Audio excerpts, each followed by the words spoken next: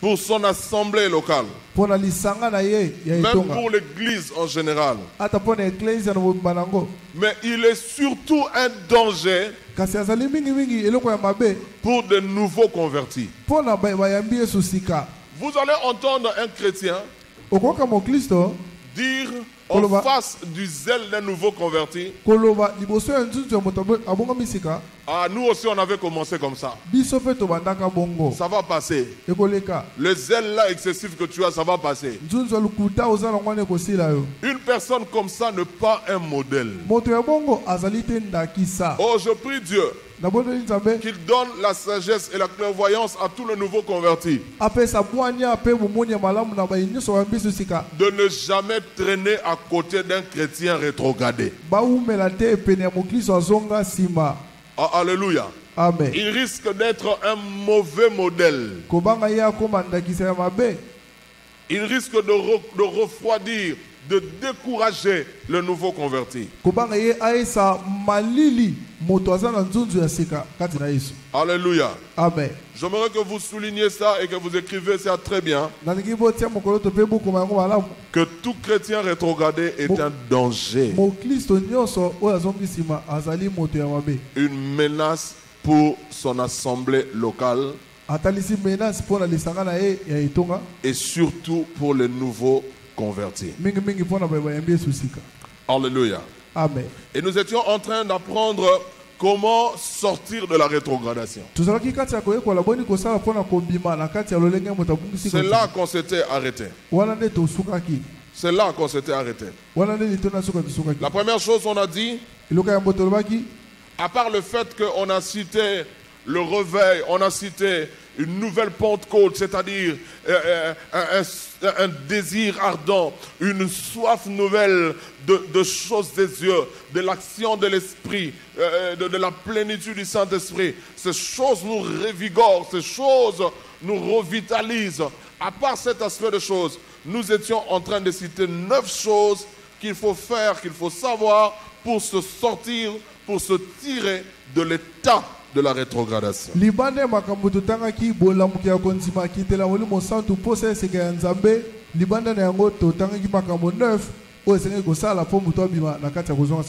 première chose, nous avions parlé sur la prise de conscience. Celui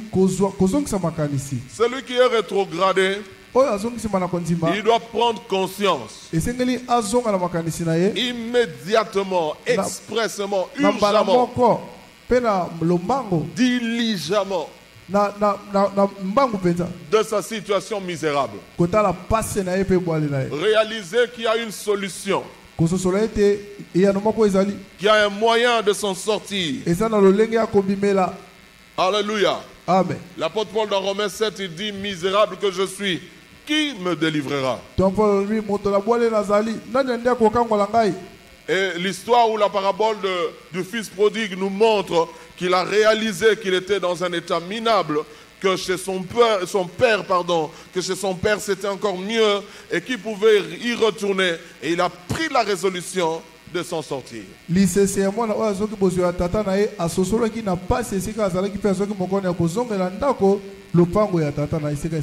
La prise de conscience est très importante. Malheureusement, c'est une des choses qui est entamée lorsque quelqu'un vit dans une situation d'apostasie. Dans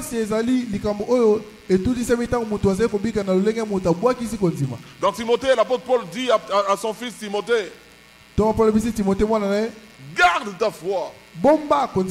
Garde ta foi. Et une bonne conscience que quelques-uns ont perdu. De ce nombre ils citent le nom de quelques personnes qui sont arrivés à perdre la bonne conscience. Ils sont comme qui dirait marqués au fer rouge. Ils n'écoutent plus rien, ils ne sont plus sensibles à la voix, à l'action de Dieu. La prise de conscience est importante pour tout relèvement, pour toute repentance. Deuxième chose, la détermination de vouloir quitter. et sortir de cet état. J'aime en particulier un texte de Jérémie 8. Jérémie 8 dit, est-ce que l'on tombe pour ne pas se relever? Est-ce que l'on tombe pour ne pas se relever? Qui est déjà tombé, il ne s'est pas relevé? Qui? Que ce soit dans une boue, que ce soit je ne sais pas où, tu es tombé, tu n'es pas mort et tu ne t'es pas relevé. Personne. Personne. Alors le Seigneur pose la question. Peut-on tomber sans se relever? Bien aimé, ça c'est la responsabilité de l'homme. Cette détermination, cette volonté de se dire que je ne resterai pas dans cet état de choses. Ça dépend de l'homme. Ça dépend de l'homme. Et toujours dans la parabole du fils prodigue, dans Luc 15. 17 à 21, vous verrez cela. Il se dit non. Moi, continuer à manger avec le porc ensemble. Ça ne peut pas être possible. Mieux vaut être boy chez mon père. Parce que je sais comment les ouvriers dans ton maison mangent. Mais je ne peux plus continuer dans cet état. La détermination est importante. La détermination est importante. Souvent les jeunes sœurs me disent des choses. Partout où je passe, lorsqu'elles se trouvent dans une relation où elles sentent qu'elles doivent y mettre un terme. Pour une raison ou une autre, une relation d'amour. Elle dit, pasteur, je veux bien. Mais il continue à me déranger. Mais c'est normal, les garçons sont comme ça. Les garçons n'acceptent pas la défaite. Quand tu le plaques comme ça, il va continuer à te déranger. Il va insister. Et ce qui va te distinguer, c'est la détermination. Le Seigneur dit que votre oui soit oui. Que votre non soit non. Ce qu'on ajoute après, c'est-à-dire ce qui est le contraire de ce que vous avez décidé avant, ne viendra pas du Seigneur mais du diable. Esaïe dit à celui qui est ferme dans ses sentiments. Esaïe chapitre 26 verset 3. Esaïe chapitre 26 verset 3. Esaïe 26 3. À celui qui est ferme dans ses sentiments, Dieu lui assure la paix. Lorsque vous vous décidez pour sortir d'une mauvaise situation, cela ne veut pas dire que le diable devient gentil par rapport à vous. Ou lui aussi il s'accorde avec toi pour te laisser tranquille. Non, là il n'est plus diable. Lui il va tout faire pour que tu retournes dans ces choses. Et toi tu dois continuellement faire preuve de persévérance et de détermination pour ne plus jamais y retourner. Il y a un cantique que j'aime beaucoup quand on était tout petit et très jeune dans la foi, on chantait. Dans mon cœur, j'ai choisi de suivre Jésus-Christ. Il y a une strophe qui disait: au monde, je dis non. Joyeux, je prends ma croix. Au monde. Aux choses du monde, je dis non. Au plaisir du monde, je dis non. Nous avions parlé sur le présent siècle. Le présent siècle. Nous avions montré les dangers de ces choses par rapport à la chrétienté. Si un grand apôtre comme Démas, collègue de Paul, pouvait être pris dans ce piège, toi et moi nous sommes pas à l'abri, à moins que nous-mêmes nous mettions à l'abri. Alléluia. Amen. Donc le diable nous guette dans toutes ces stratégies, dans tous ces systèmes. Il voudrait nous voir accroupir, il voudrait nous voir à genoux devant lui. Vous vous rendez compte qu'il a proposé à Jésus son créateur? Hey! Non, en tout cas, le courage, ce n'est pas le bon à boudin. Le courage, Le vrai courage. Non, non, non. Il faut le voir du côté du diable. Non, non, non, non, non. Comment est-ce qu'une créature peut tenter le Créateur? C'est parce qu'il savait qu'il était dans une position de faiblesse parce qu'il a porté la chair humaine. Il a dit au ciel, je ne pouvais pas le vaincre, je ne pouvais même pas lui proposer ça. Mais sur la terre, j'ai ma chance. A fortiori pour nous qui sommes créatures comme lui. Détermination. Détermination. Quand tu sais que quelque chose est mal, tu renonces à cette chose. Crée-toi toutes les conditions qu'il faut pour te maintenir dans la bonne disposition. Je reprends. Quand tu as pris une décision pour sortir du mal, aménage les conditions autour de toi pour que tu ne fasses plus recul, pour que tu ne retombes plus dans cette chose-là qui t'a fait tomber autrefois. Si le garçon qui te dérange, qui te drague, se trouve sur Bolène, Yaya, même s'il faut partir à la Pépékine, tu peux faire ça. Même jusqu'au marché, tu remontes. C'est rien, c'est du sport. Tu peux sortir de comme ça, tu vas du côté de Sebeko, là-bas, révérend, tu descends et tu passes. Du côté du Kaïdeko, là-bas, tu passes. Oui. Parce qu'il faut fuir. Parce qu'il faut que ces choses soient loin de toi. Si ta faiblesse c'est la télé, prive-t'en. Prive-t'en. Autant de jours, sois loin de la télé. Tu as besoin des informations, branche-toi sur RFI. Branche-toi sur Top Congo. Écoute les informations locales et internationales. Il y a des émissions sur la culture, instruis-toi. Pendant un temps, évite la télé. Évite la télé. Un bien-aimé tombait souvent avec son téléphone. En utilisant son téléphone, il avait accès aux sites pornographiques, à ces images obscènes. J'ai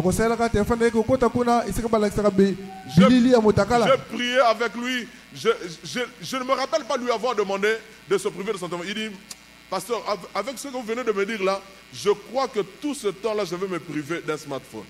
Ah, à lui, pasteur, à part le sang, il est allé acheter un truc là. J'ai entendu, il y a un nom là qu'on donne au téléphone là de moins cher. Comment? Kikalakasa. Mukokoli. Kikalakasa. Non, non. Il y a un autre nom là, j'ai entendu. J'ai beaucoup aimé ça. C'était vraiment amusant. Donc, comme pour dire, non, il y a Talomouké. Mikitisa. Mikitisa. Ah, que Dieu bénisse la personne qui a donné ce nom-là. C'est vraiment ce nom-là. Donc le frère avait l'argent. Il travaillait.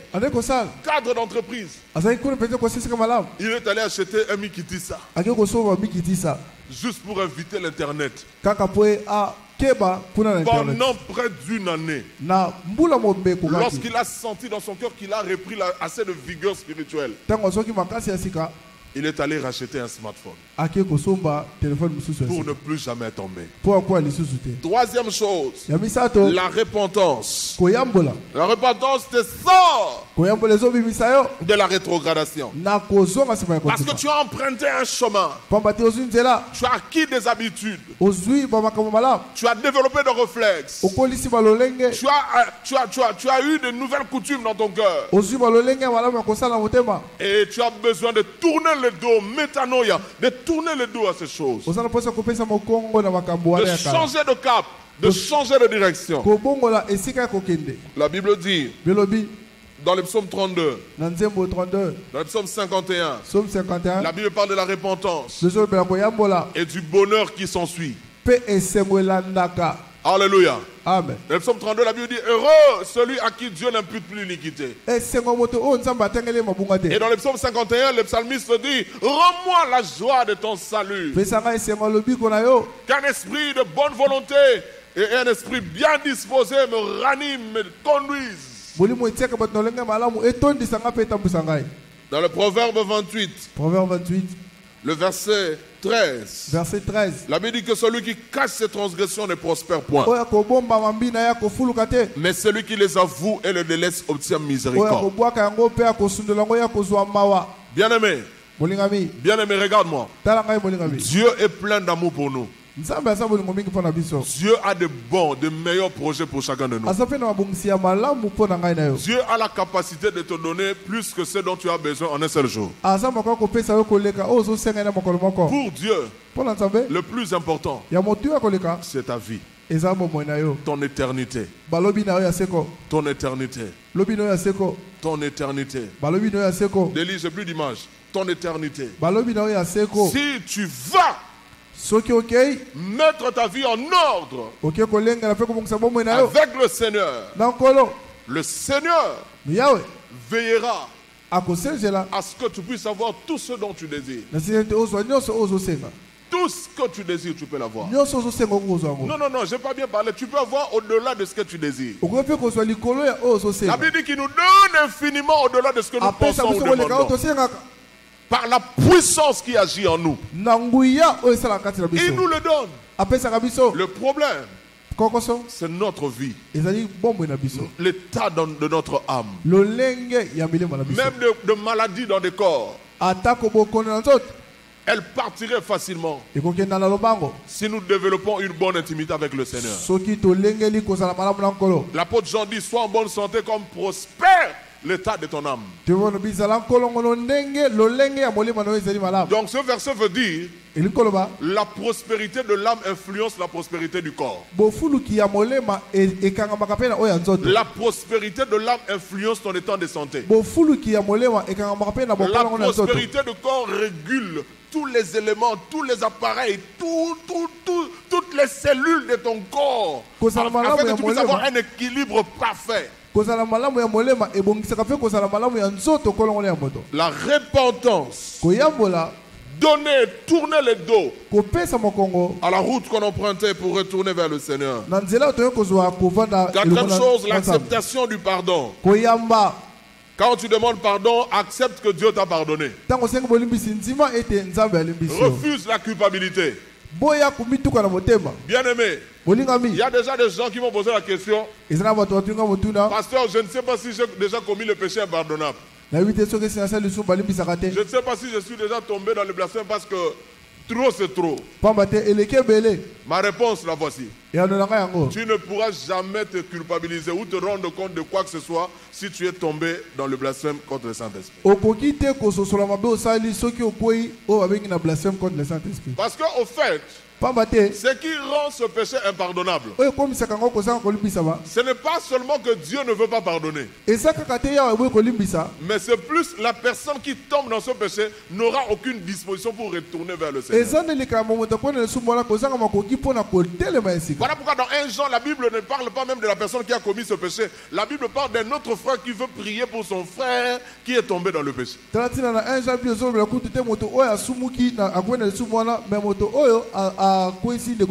Accepter qu'on est pardonné est une chose, mais prendre en compte l'avertissement que le Seigneur te donne après t'avoir pardonné, ça c'est une autre chose. Donc le point 4, c'est l'acceptation du pardon et l'acceptation de l'avertissement du Seigneur. Dans Jean 8, 10 à 11, Jésus dit à la femme qu'on a attrapée en flagrance d'adultère. Jésus lui dit: va, ne pêche plus, afin qu'il ne t'arrive quelque chose de pire. Va et ne pêche plus. Dans Jean 5, verset 14, on trouve la même pensée. Va et ne pêche plus, afin qu'il ne t'arrive quelque chose de pire. Bien-aimé, si le Seigneur te relève, te restaure, te sort d'une situation de rétrogradation, veille sur ta vie. Parce que Si la première fois tu avais affaire à un démon, la deuxième fois tu auras affaire à 8 démons. Parce que ce démon-là que tu avais vaincu, la Bible dit qu'il ira chercher 7 autres démons plus méchants que lui pour venir reconquérir le terrain. Donc il ne faut pas blaguer. Dans le domaine dans lequel tu es tombé, dans le domaine duquel le Seigneur t'a relevé. Cinquième chose, le changement d'environnement spirituel. Même physique si c'est nécessaire. La Bible dit fouiller les mauvaises compagnies, car elles corrompent le bon mœurs. Il y a des endroits à ne plus fréquenter. Il ne faut plus t'y rendre. Parce que tout ce qui se faisait là-bas ne faisait que contribuer à ta chute. J'ai vu dernièrement sur le rond-point Gambela. Je vais souvent dans ce coin-là pour des histoires mécaniques et entrer au véhicule, tout ça. Et j'étais dans le véhicule en train de lire ma Bible en attendant le bien-aimé qui était avec moi. Et 3 jeunes filles venaient de l'école. Elles doivent être entre 4e à 6e des humanités. Et l'une d'elles avait le téléphone. En train de parler, je crois à son copain. Maintenant, il faut que les amis qui sont là sentent comment est-ce qu'elle traite avec son copain. Et elle le fait à la place publique sans gêne. Il faut entendre les choses qu'elle disait. Je ne peux pas le dire ici. Il faut entendre les choses qu'elle disait. Parce que ça, c'est un environnement. Et ses amis sont soumis à ça. Sont soumises à ça. Les mauvaises compagnies corrompent le bon mœurs. Au mariage du frère Jean-Paul, j'ai dit que Dina a été violée parce qu'elle est allée voir le fils du pays. Si elle était restée à la maison, si elle avait veillé sur son entourage, pareil drame ne lui serait jamais arrivé. La voilà qui perd quelque chose de précieux dans sa vie parce qu'elle s'est retrouvée au milieu d'une mauvaise compagnie. Une soeur, une fille, nous l'appelons la fille, disait à une de mes filles que je viens d'avoir ma 4e déception ou ma 5e. Elle avait 14 ans. Donc elle venait de briser entre sa 4e ou sa 5e relation amoureuse. Elle n'a que 14 ans. Entre première année ou 2e année secondaire. Au lycée, je ne sais pas le nom du lycée, je n'ai pas de problème. Je n'ai pas de problème. 4e déception. Et il faut entendre le causette, le causerie qu'il y a dans ce milieu-là. Bien aimé, si on va te surnommer, qu'on te surnomme. Qu'on t'appelle Mamelo, qu'on t'appelle Anouarite, Ndima. Si il est question de travailler ensemble, vous vous retrouvez dans un groupe d'études, il n'y a pas de souci. Mais si ce sont des histoires qui n'ont ni tête ni queue, qui ne font que renforcer le mal dans ta vie, il faut fuir. Il faut fuir. Il faut fuir. Moi je vous dis, je ne sais pas si j'ai des amis. J'ai des amis, mais que je n'ai pas vu il y a très longtemps. Mais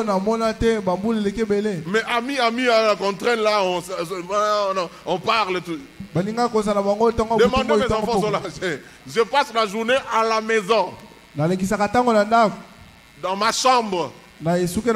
Et si je sors pour aller faire des copes, aller chercher l'argent ou aller faire le ministère. Sinon je suis à la maison. J'ai beaucoup de gens avec qui je suis en bon terme. Des anciens collègues, des anciens camarades. On rit, on se partage tout ça. Dernièrement, j'étais dans un groupe d'amis de l'école là où j'ai fini mes études secondaires. Dans un groupe WhatsApp. J'ai dit, ok, maintenant la plupart d'entre nous servons le Seigneur, tout ça. Presque nous tous nous sommes mariés. Je bénis le Seigneur pour ça. Mais est-ce qu'on ne peut pas organiser, comme qui dirait, une chaîne de prière? C'est-à-dire, chaque jour, nous sommes à 30, je crois. Dans notre promotion, nous étions à 33. Et si nous pouvons chaque jour prier pour une personne. Comme ça, l'administrateur du groupe va nous rappeler chaque matin celui pour qui ou celle pour qui nous sommes en train de prier. C'est je dis, non, tu vois, je veux bien, mais il y a des convictions, certains ne sont pas chrétiens, et tout ça. Je dis, ok, pas de problème. Lokola toze belé na pesa ki kanisi tolengela molongo ya losambo tosambela kama kwa sima mosusu ndalbe nangate omoni mikolo na sala ba problème tout ça. Mais après, je me rends compte que les vieilles blagues qu'on faisait en 1994 reviennent sur le WhatsApp. Na bandi siko makambo ya kala yo to bana ko sala ko sekisa bana 1994 rezongi. Même ceux-là qui avaient le rando quand on était sur le bleu blanc là, ils reprennent ça dans le groupe WhatsApp. J'ai dit OK, ça c'est une raison pour que moi et vous on se sépare à l'amiable. Je préfère garder contact individuellement avec chacun de vous, mais vous ne me verrez plus jamais dans le groupe. Je me suis soustrait. Bien-aimé,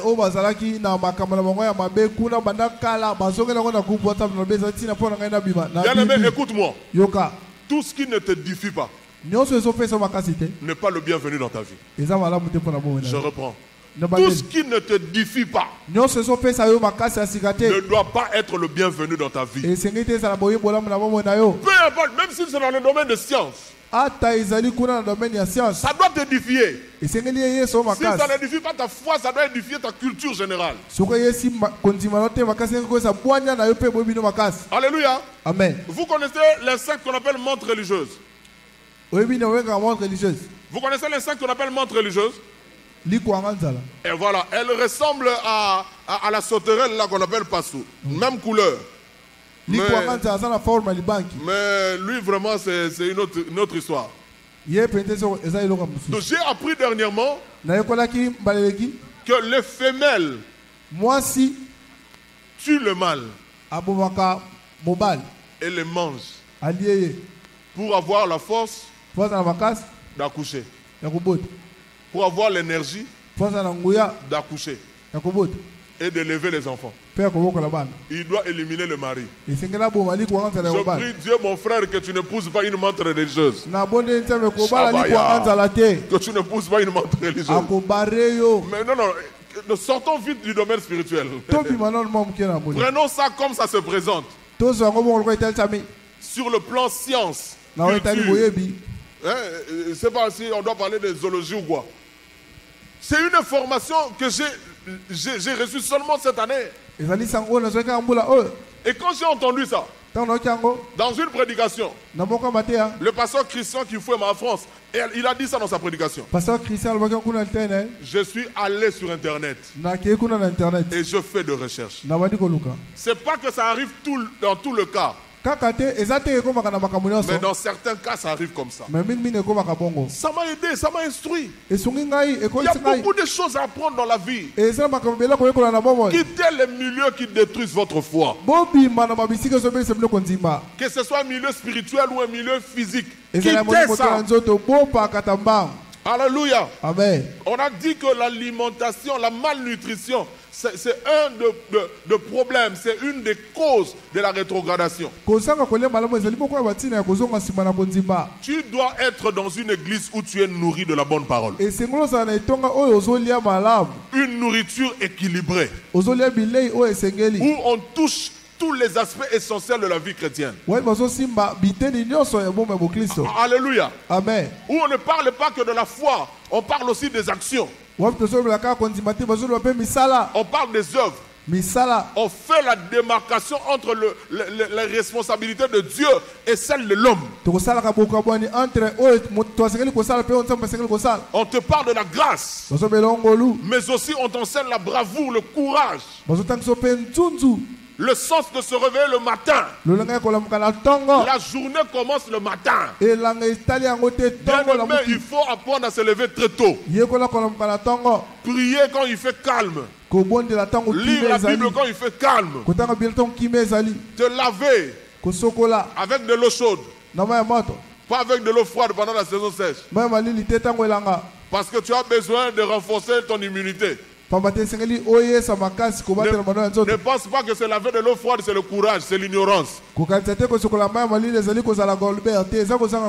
nous sommes dans la saison sèche, il faut te laver avec de l'eau chaude. Ou sinon de l'eau tiède. Okay. Parce qu'il y a des gens qui deviennent choristes dans la douche. Vous allez vous rendre compte que c'est pendant la saison sèche que les gens chantent beaucoup dans la douche. C'est parce qu'il veut chauffer son corps par la chanson avant d'affronter le froid de l'eau. Chauffe carrément de l'eau pour ne pas passer trop de temps là-bas. Et ce n'est pas digne de toi de te laver seulement les pieds. J'ai entendu même un frère donner un verset biblique. On lui dit pourquoi tu te laves seulement le pied. Il a dit, Jésus a dit à Pierre, celui qui est déjà purifié n'a pas besoin de se laver tout le corps. Selon Jean chapitre 13. Jean 13. Oh mon Dieu. Les chrétiens sont terribles. Ils cherchent même des versets pour justifier le fait de se laver de mi-Dakar. Bien aimé, avant 8 heures, je suis déjà debout. Avant 8 heures, je suis debout. Je me suis déjà lavé mon corps. J'ai déjà lu ma Bible. J'ai déjà prié. Si je ne jeûne pas, je cherche la nourriture. Chaque jour, avant 8 heures, j'ai déjà pris mon bain. Parce que je me couche trop tard, parfois 1h, 2h, 3h du matin. Je me rends toujours, je fais toujours un effort de me reposer pendant la journée. Mais je m'arrange pour faire l'essentiel de ce que je dois faire avant 9h. Chaque jour. C'est comme ça que je vis. Il est important de changer de cadre, de s'exposer à une nourriture qui contribue à ton progrès spirituel. L'évangile, ce n'est pas qu'un sujet. Le message de Jésus est complet et équilibré. C'est une alimentation équilibrée. Et tu dois être au contact de tout ce que la Bible enseigne. Alléluia. Amen. Alléluia. Amen. 7e chose. L'engagement. L'engagement de redynamiser sa relation avec Christ. L'engagement de redynamiser sa relation avec Christ. En menant une vie de soumission et de consécration à Dieu. Je reprends. L'engagement de redynamiser sa relation avec Christ. En menant une vie de soumission et de consécration à Dieu par la prière et une résistance constante au diable et ses tentations. Je reprends. L'engagement de redynamiser. Si tu as vraiment besoin d'écrire ça comme moi je l'ai, je peux te donner même mon support à la fin du culte. N'ayez pas honte, soyez même à 5 à 10. Je vous donne le support, vous allez écrire correctement. Là, on gagne du temps. Ouais. L'engagement de redynamiser sa relation avec Christ en menant une vie de soumission et de consécration à Dieu par la prière et une résistance constante au diable et ses tentations. 1 Pierre chapitre 5. 1 Pierre 5. Versets 6 à 11. 6 à 11. 1 Pierre 5, 6 à 11. 1 Pierre 6 à 11. Bien-aimé, quand tu t'es relevé, tu dois t'engager. Tout à l'heure, je parlais de la détermination et de la fermeté. Tu dois t'engager à ne plus retomber. Et pour ça, tu as besoin redynamiser ta relation avec Christ. En menant une vie de soumission. C'est-à-dire, maintenant tu dois avoir la promptitude d'obéir et de mettre en pratique la parole de Dieu. Tu as une mauvaise vie. Et quand tu viens à l'église, justement, on parle de ta mauvaise vie. Ne reviens pas au prochain culte sans avoir résolu ce problème-là. Est-ce que quelqu'un me comprend? Lorsque je te prêche, qui te parle? Lorsque moi je te prêche, qui te parle? C'est Dieu qui te parle. C'est Dieu qui nous parle, y compris moi. Alors si Dieu nous reproche quelque chose au travers d'une prédication et que tu reviens encore au culte prochain sans avoir mis en pratique, sans avoir exécuté la réprimande, le reproche du culte passé, quand tu viens au culte prochain, tu viens faire quoi? Tu viens faire quoi? Tu viens faire quoi? C'est ça le problème. Beaucoup de vies chrétiennes ont été bousillées. Beaucoup de chrétiens n'entendent plus la voix du Seigneur. Ils ne reçoivent plus de révélation de la part de Dieu. Souvent le problème, c'est qu'ils n'ont pas encore mis en pratique la dernière instruction qu'ils ont reçue de Dieu. Ça, c'est une leçon que j'ai apprise dans la vie chrétienne. De Loren Cunningham, fondateur de la jeunesse en mission. Il a écrit un gros livre comme ça que le docteur Sony m'avait donné à lire pendant une retraite. Le livre traite sur comment écouter la voix de Dieu. Le titre c'est « Est-ce toi Seigneur ?» Est-ce Seigneur, le livre t'apprend comment écouter la voix de Dieu. Et parmi les principes qu'il donne là-bas, je crois que c'est entre 7 ou 12, il dit: qu'as-tu fait de la dernière instruction que tu as reçue du Seigneur? Tu ne rêves plus, tu es là. Tu ne rêves plus. Tu rêves de choses que tu ne retiens pas. Ça fait longtemps que Dieu t'a parlé personnellement. Le problème, ce n'est pas que Dieu ne parle plus. Non, nous sommes dans une saison où Dieu parle abondamment. Il a dit vos fils et vos filles prophétisent. Donc nous sommes dans une période où Dieu parle partout et dans beaucoup de gens à la fois. Si tu n'écoutes plus personnellement la voix de Dieu, pose-toi la question: qu'ai-je fait de la dernière instruction que j'avais reçue du Seigneur? Et lorsque tu t'engages à te soumettre à Dieu, tu dois redynamiser ta vie de prière. Il faut avoir un horaire de prière. Il faut avoir une discipline dans la prière. Il faut avoir un moment où tu dois te lever pour prier. Il ne faut pas dire non, là c'est un manque de discipline. Et si tu es habitué comme ça parce que tu es au chômage, quand tu seras embauché quelque part, tu auras du mal à te maintenir dans ta foi.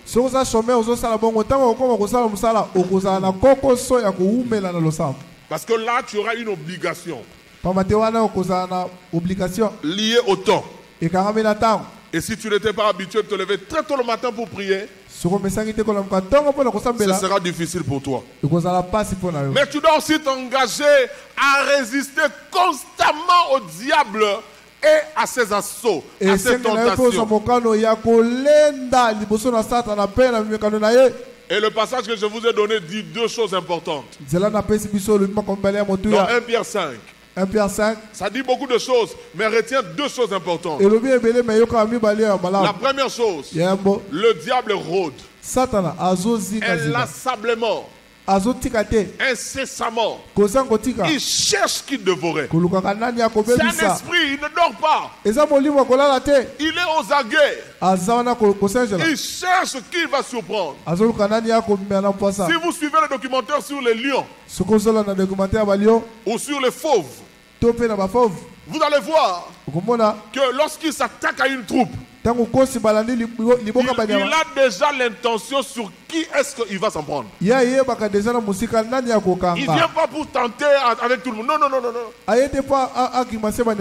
Soit il s'en prend au plus faible qui traîne derrière. Ou soit il est figé sur un autre animal. Peu importe la vitesse de cet animal, il s'en fout des autres. Il dépasse les autres. Il poursuit celui-là jusqu'à l'attraper. Notre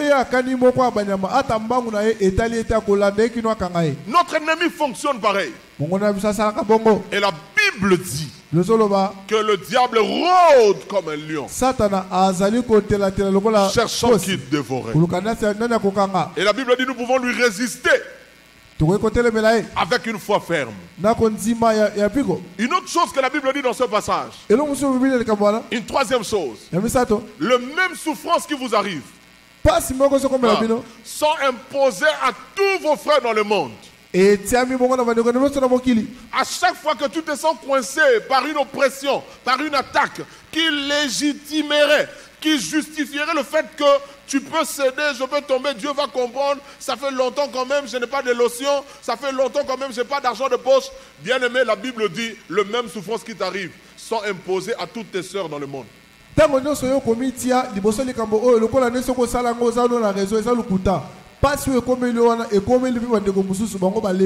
Alléluia. Amen. Alléluia. Amen. Il est important de développer cette mentalité. 8e chose, donc avant-dernière. La marche dans la foi. Dans la victoire acquise pour nous par Christ. La marche dans la foi. Dans la victoire acquise pour nous par Christ. Alléluia. Amen. Attention aux superstitions. Attention aux pensées des hommes qui n'ont rien à voir avec la volonté de Dieu. Il y a des choses, lorsque vous les développez dans votre subconscient, dans votre mentalité, ça devient comme des forteresses. Pasteur, j'ai l'impression qu'à chaque fois que je sors d'un moment fort de prière ou d'une convention, d'une activité intense à l'église, très souvent, juste après cet événement-là, je suis oppressé, je suis plus tenté qu'avant et je tombe facilement. Pasteur,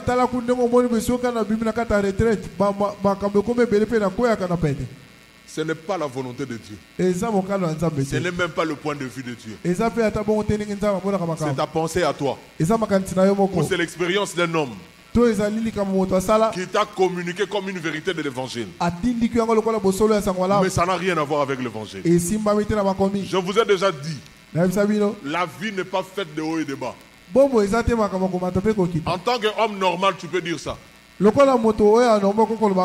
tant qu'un homme de foi, une femme de foi, tu ne peux pas te permettre de dire ça. Parce que le Seigneur dit que vous serez toujours la tête et non la queue. Le Seigneur ne dit pas que vous serez parfois la tête, parfois la queue. C'est le haut et bas. Il ne dit pas ça. Toujours la tête et jamais la queue. Toujours en haut et jamais en bas. Ça, c'est le point de vue de Dieu. Alléluia. Amen. Marche dans la victoire. Marche dans la victoire. Est-ce que tu ne vas plus tomber? Alléluia. Amen. Et il a ramené une décembre. Ça n'a plus rien à voir avec le mois de décembre. Ça n'a plus rien à voir avec un jour, même avec une certaine heure de la journée. Le 8 mars, le Seigneur est avec toi. Marche dans la victoire. Alléluia. Amen. Il nous a acquis cette victoire. Il s'est fait pour nous sanctification. Et Paul dit, si je vis, ce n'est plus moi qui vis. C'est le Christ qui s'est fait sanctification pour moi qui vis en moi. Là, j'ai mélangé 1 Corinthiens 1,30 avec Galates 2,20. 1 Corinthiens 1,30 Galates 2,20. 1 Corinthiens 1,30 mélangé avec Galates 2,20. Dans 1 Corinthiens 1,30, la Bible dit qu'il s'est fait pour nous justice, sanctification, rédemption. Et dans Galates 2,20, Paul dit, si je vis, ce n'est plus moi qui vis, c'est Christ qui vit en moi. Accepte que celui qui vit en toi, c'est celui qui s'est fait sanctification pour toi. Et donc par sa vie qui coule dans tes veines, tu es victorieux. Dernière chose qui nous aide à sortir définitivement de la rétrogradation, c'est l'activité chrétienne. Nous avions déjà signalé l'activité chrétienne. Bien aimé, si tu ne veux plus tomber, il ne faut pas avoir trop de temps libre. Trop de temps à ne rien faire. Je vous ai déjà dit que le diable rôde. Il cherche qui dévorer, qui remplir, qui occuper, quelle vie détruire. Sois rempli de Dieu. Sois rempli de sa parole. Et occupe-toi des affaires de Dieu. Tout passe-temps est une passe à Satan. Tout passe-temps est une passe à Satan. Attention à l'oisiveté. Attention à ne rien faire. Dans 2 Samuel chapitre 11, David est tombé parce qu'il est allé se promener pendant que les autres rois allaient en guerre. Il cherche la relaxation au temps du travail. L'heure est venue que chacun de nous s'engage à l'œuvre de Dieu. Oh, je n'ai pas entendu un amen de gloire. Amen. L'heure est venue que chacun de nous s'engage à prendre au moins 2-3 heures de sa journée pour aller évangéliser. Imagine que tu prends tes heures libres à consacrer ça à l'œuvre du Seigneur, en particulier dans l'évangélisation. Chaque jour, tu auras les nouveaux noms dans ta tête. De nouveaux sujets de prière. Tu as gagné Maurice. Tu as prêché l'évangile à Sophie. Tu as gagné Maman Marie. Tu as gagné Papa Simon. Tu as gagné les gens. Et quand tu rentres à la maison, tu prends le temps de prier pour ces gens. Le matin, tu penses à eux. À un certain moment, tu voudrais aller leur rendre visite. Lorsque tu t'occupes à une activité chrétienne, il te sera difficile d'avoir de temps libre pour pécher. Le coach, le restoration coach, notre chorale, à part le fait qu'ils ont enlevé la répétition de lundi, ils étaient à l'église presque 7 jours sur 7. Disons 6 jours sur 7. Ça dépend qu'on soit femme ou homme. Parce que lundi ils sont là. À la répétition, mardi réunion de femmes. Mercredi culte. Jeudi répétition. Vendredi culte. Samedi répétition. Dimanche culte. Après culte de formation. Après formation, le temps de communion avec les frères et sœurs.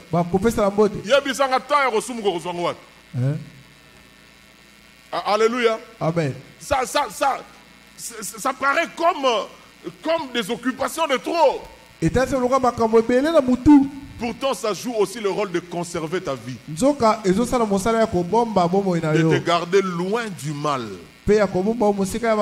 qui se présente facilement aux gens qui vivent dans l'oisiveté. La dernière chose que je nous dis ce soir, sur base de Galates 6 qu'on a lu. On a déjà lu ça, Hébreux 10 qu'on a lu. En particulier Romains 14 verset 1. Romains 14 1. Et je peux même ajouter Jude, chapitre 1, verset 20 à 25. Jude 1, 20 à 25. En tant que restaurateur, allons récupérer les gens qui sont tombés. Ne les condamnons pas, ne les jugeons pas. Ne les critiquons pas. Notre travail, c'est de les récupérer afin qu'ils retournent dans la voie du Seigneur. Et c'est ma prière que tous les rétrogradés soient relevés et que le Seigneur se serve puissamment de nous pour accomplir cette profonde œuvre de restauration des âmes et des cœurs. C'est dans le nom de Jésus que j'ai ainsi déclaré. Amen. Amen. Quelqu'un acclame le Seigneur. Voilà. Les paniers d'offrande circulent. Nous avons 10 minutes ou même 12 à poser des questions. S'il y a des gens qui ont des questions, ils n'ont qu'à lever la main. On va leur donner le micro. On va leur donner le micro. Et le frère Jonathan qui a une question. Papa Jonathan, micro.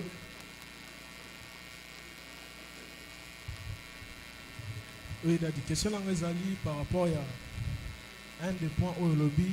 Moi, ma casse, papa. Au lobby, on va point au cité pour sortir de la rétrogradation. Au lobby, accepter le pardon de Dieu. Alors, ma question est celle de savoir comment aider quelqu'un de sortir de la culpabilité. Quand quelqu'un a 5 ans me pardonne, mais comment l'aider à sortir de la culpabilité? C'est ça ma question. Ok. Comment aider quelqu'un à sortir de la culpabilité? Très belle question. Je vous ai dit le mercredi passé que la culpabilité, c'est l'œuvre du diable. La culpabilité, c'est aussi une œuvre de la chair. Dans Romains chapitre 2, la Bible dit que dans notre conscience, il nous arrive de nous justifier nous-mêmes quand nous savons que nous avons raison et de nous condamner lorsque nous savons intérieurement que nous avons tort. La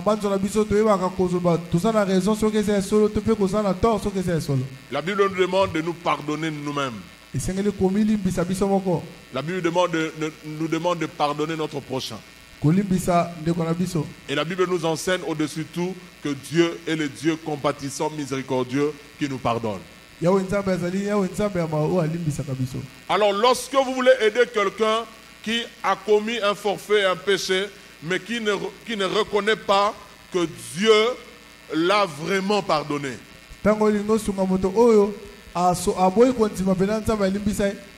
la première chose qu'il faut lui dire, il faut lui dire que la culpabilité est une œuvre du diable. Et que le pardon est divin. Et que le pardon est une provision de Dieu pour nous. La deuxième chose, il faut lui rappeler Romains 5:8. C'est que Dieu, par Jésus-Christ, a fait pour nous lorsque nous étions encore fautifs.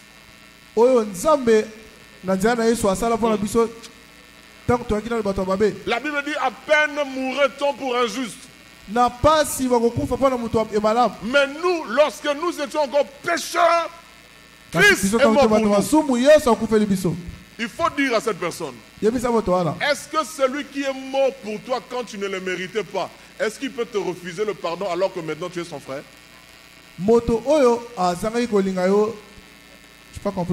Est-ce que quelqu'un qui est mort pour toi alors que tu ne méritais pas,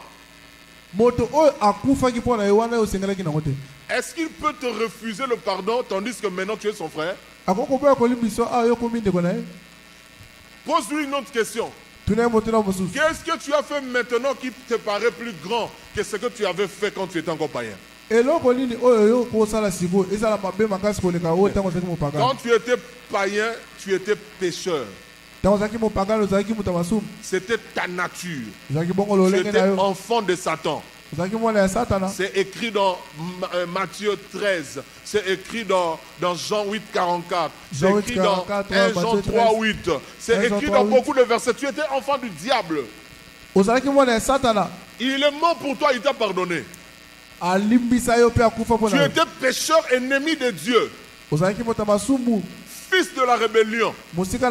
Il t'a pardonné. Maintenant que tu es enfant de Dieu, maintenant que tu n'es plus pécheur, mais tu as commis un péché, il ne te pardonnerait pas. Job 22:30. Job 22:30. La Bible dit que Dieu délivre même les coupables. Ça, ce sont des versets à lui donner. Je ne suis pas en train de citer ce verset pour rien. Tu vas lui dire que Dieu délivre même le coupable. Il faut lui ajouter le texte de Psaume. Là, c'est formidable. Psaume 103. Et c'est que l'homme qui s'est verset à Psaume 103. Le verset 11 jusqu'au verset 13. Non, commence par le verset 10 jusqu'au verset 13. Pendant le verset 10 à 13. Le verset 10 dit, il ne nous traite pas selon nos péchés. La miséricorde de Dieu le pousse à ne pas nous traiter proportionnellement à ce que méritent nos torts et forfaits.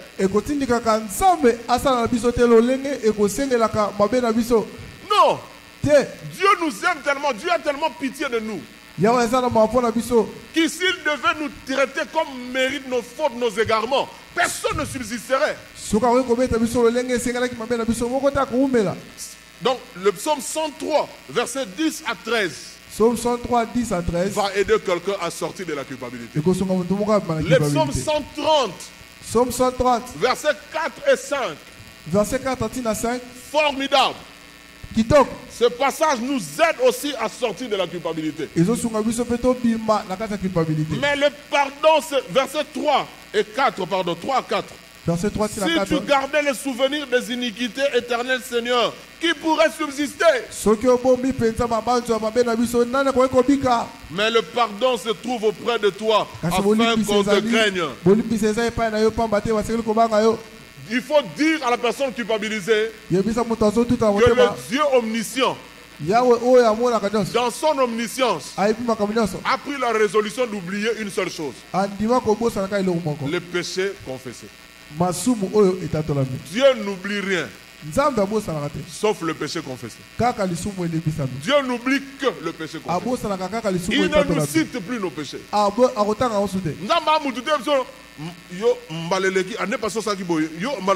Là c'est la femme, là c'est le mari, là c'est l'homme. Dieu ne nous traite pas comme ça. Donc il faut parler à la personne qui est dans la culpabilité de la parole de Dieu. Et ces quelques portions d'écriture que je vous ai données suffisent. Il y en a d'autres pour sortir quelqu'un de la culpabilité. Dernier exercice. Il faut maintenant lui écrire une certaine série de versets sur un papier avec leur contenu à côté. Et lui demander de déclarer ces paroles matin, midi, soir, même 7 fois par jour, même 20 fois par jour, même 100 fois par jour. Si tu as prié au chapelet, tu peux faire ça. Je reprends. Si tu as prié autrefois au chapelet, ça, tu peux faire ça. Alléluia. Amen. C'est clair, Papa Jonathan? Ouais. Gloire à Dieu. Quelqu'un d'autre? Papa Cristal? Merci, pasteur. En fait, je pose une question. Ezali, quelque chose dans il y a quelques versets dont j'oublie les références. Je fais une citation de Paul à Lobby quelque part, je crois entre Galates ou Corinthiens. Il dit Bino Oyo. Et évidemment par rapport au point où vous avez parlé de nous en tant que restaurateur, vous qui allez pour rehausser les gens, tout ça, faites attention de peur qu'en voulant leur relever, vous-même aussi ne tombiez dans le même piège. Deuxième chose, une catégorie de gens à qui Christ dit Albi, ceux qui au monde où nous avons ok,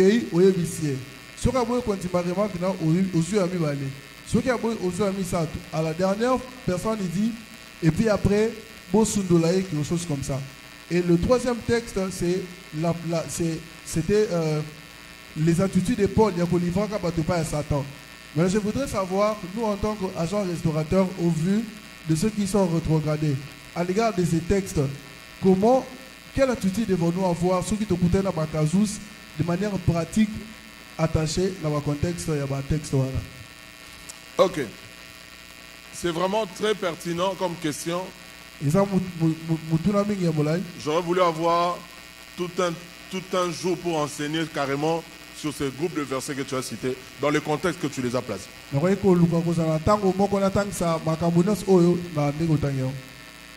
Le texte où Paul dit, si vous allez relever quelqu'un, faites attention de ne pas tomber. J'ai lu ça.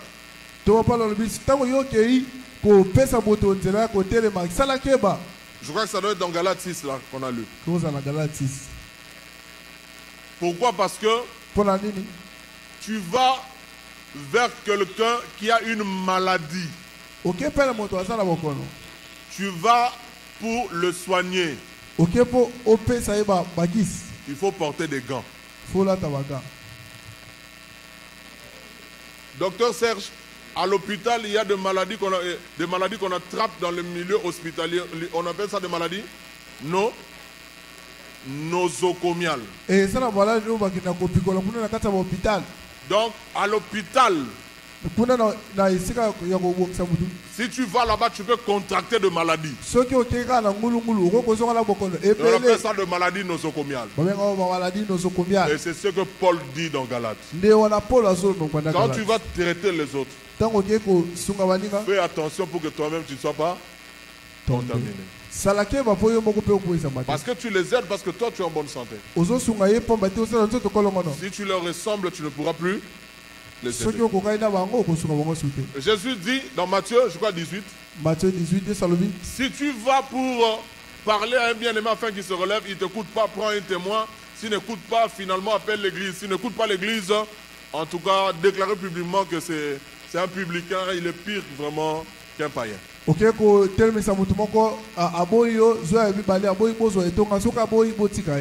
Et l'apôtre Paul carrément dans 1 Corinthiens 5 a livré un frère à Satan. Qu'est-ce qu'il en est pour nous restaurateurs? Pour nous restaurateurs, considérons les deux premières approches. Et gardons-nous de la troisième approche. Notre message, notre vision nous demande d'exceller dans l'optique de relever. Et pas de livrer quelqu'un à Satan. Parce que, écoutez-moi, si nous n'avions pas réussi à aider quelqu'un, ça ne veut pas dire que quelqu'un d'autre aussi échouera. Peut-être quelqu'un d'autre réussira. Parce que ça ne dépend pas que de nous. Ça dépend surtout de la personne qui est en problème. Donc je ne pense pas que cette pratique aujourd'hui soit bien indiquée. Mais écoutez-moi, ça fait partie de l'autorité apostolique. Un homme de Dieu peut livrer quelqu'un à Satan. Mais il faut bien étudier le contexte. Paul dit qu'il soit livré à Satan afin que son corps soit détruit, mais que son âme soit conservée. C'est-à-dire, il est dans un état où il est encore récupérable, malgré qu'il est rétrogradé, il peut entrer au ciel. De peur qu'il arrive au stade de l'apostasie, mieux vaut qu'il meure comme ça. Qu'il soit sauvé, il aille au ciel, mais que sa vie sur terre s'arrête là. Dans notre contexte, c'est ce que ça veut dire. Et quand je reparlerai sur l'apostasie, je reviendrai sur ça. Un jour, Jésus et ses disciples sont allés dans une bourgade, dans une ville. Ils ont demandé d'entrer pour prêcher l'évangile. Je crois que chez les Samaritains, les gens qui étaient là ont refusé. Ils les ont carrément chassés. Les disciples qui étaient avec Jésus, ils ont dit, Seigneur, permets que nous invoquions le feu. Que le feu descende sur eux et les consume.